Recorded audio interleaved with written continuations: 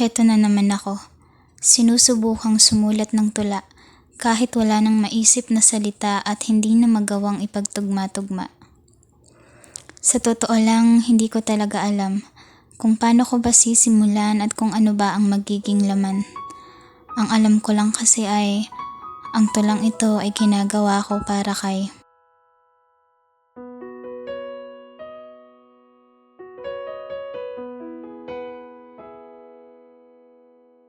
Sa tahimik na gabi habang nag-aaliw ang isip sa ilalim ng masasayang awitin, natanggap ko ang isang mensaheng hindi ko sinasabing kanina ko pa hinihintay, pero nananabik akong ito ay tingnan. At sa pagtugon ko rito ay nangangahulugan ngang ang tulog ko ngayong gabi ay magkukulang. Hindi natin masasabing kami ay puyat kung ang isa't isa ay pareho naming natutulugan. 10:00 na naman. Hindi na ako nakakulong sa 4 na sulok ng Lumbay. 10:00 na naman. Ang pag-iisa ay hindi ko na maramdaman. Hindi na ako malungkot at hindi na nakakatakot matulog kung sa pagbukas ng aking mata kinabukasan, mensahe mo ang aking masisilayan at sa wakas, hindi ako muling naiwan. Dahil kung inyong matatandaan, 10:00 din noon nang hanapin ko ang sagot sa mga paano, bakit at saan, sa ano, sino at kailan. 10:00 din noon nang hanapin ko ang mga dahilan kung bakit bigla silang nawala at ako ay kanilang iniwan. Na hanggang ngayon, hindi ko pa rin alam ang kasagutan.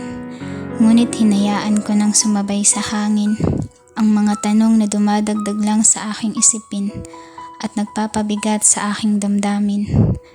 Dahil sa paglipas ng panahon ay unti-unti ko na itong natatanggap at tulad ng sabi ng ilan, may mga tanong na hindi na nangangailangan ng kasagutan at para tuluyan tayong makalaya, tanggapin na lang natin ang kanilang nagawa.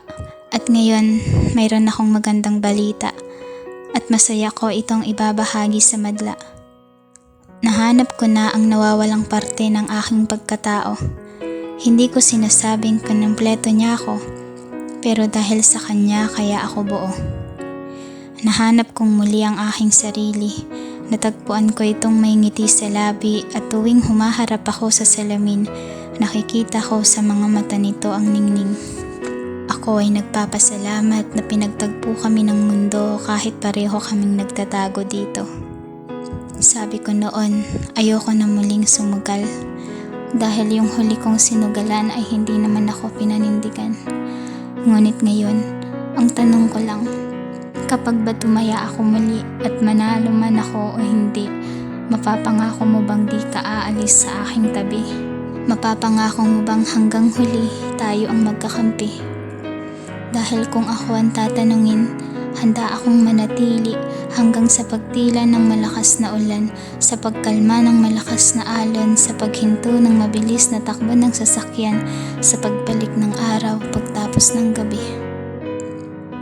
Kung ako ang tatanungin kung anong meron sa atin at aking sasabihin, ikaw ang dahilan ng muli kong pagngiti, ang dahilan upang makalimot sa problema, ang dahilan kung bakit ang gaan dalhin ng lahat. Ikaw ang dahilan ng panibagong ako. Kung ako ang tatanungin kung anong meron sa'yo, sasabihin kong hindi ka mahirap dalhin. Hindi ka nakakapagod hintayin, hindi ka nakakasawang mahalin. Kaya kung kanilang sasabihin na hindi ka nararapat para sa akin, humawa ka lang sa aking kamay ng mahigpit na mahigpit dahil aking mahal pangako. Sa kabila ng maingay na mundo, hindi ako bibitaw sa pagkakapit sa iyo.